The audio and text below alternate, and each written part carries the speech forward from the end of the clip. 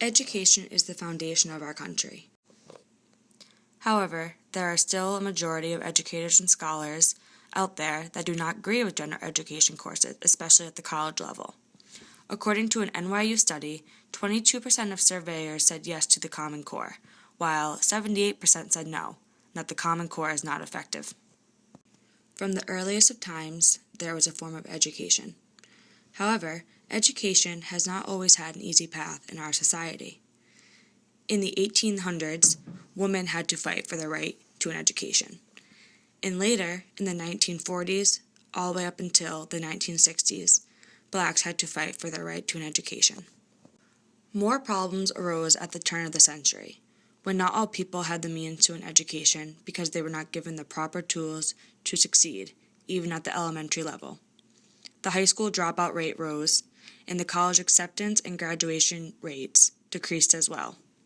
Currently, in 2015, there is the issue of, are schools choosing the paths our students go down?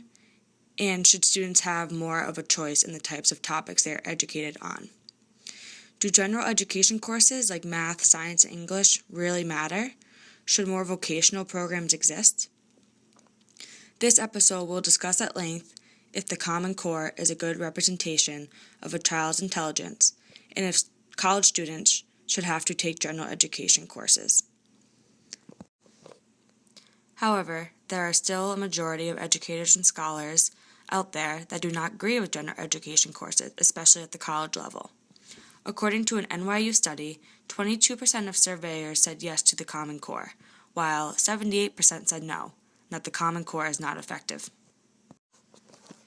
Here, we will hear what Bethany Mancuso, an incoming freshman at NYU's Tisch School of the Liberal Arts for Film and Television, has to say about general education courses.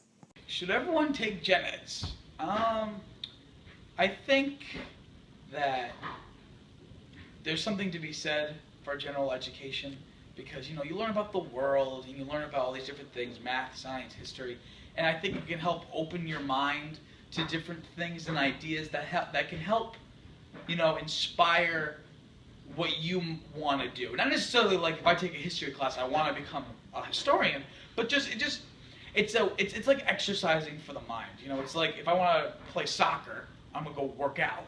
I'm not. The working out isn't playing soccer, but it helps prepare me for the soccer. Now the problem though is that you get that from K through 12. So going back to the question of should you take it in college, I think that if you really got everything you should have out of middle school and high school and whatever, then do you really need them in college? No. However, there are some people I think it still helps. So as opposed to the 8 gen ed classes that you would take, maybe only require 4, and then leave maybe another 4 open as an option, or you can fill those up with whatever your major is going to be. Because I think, like I said, I think certain gen eds can help, your career path, like we want to do. Just opening up your mind to different things. So a cut back on gen eds is what I would say. Here we will listen to what Bethany Mancuso, an administrator and history teacher for over 25 years, has to say about general education courses. In college, I think students deserve the right to choose their own educational path. They get to choose their own majors, and I believe they best know what they need to take to be successful in their post-college career.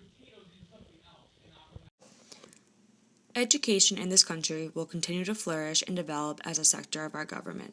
Just as they have in the past, educators and scholars will continue to make the appropriate changes to better educate and prepare our students for the future.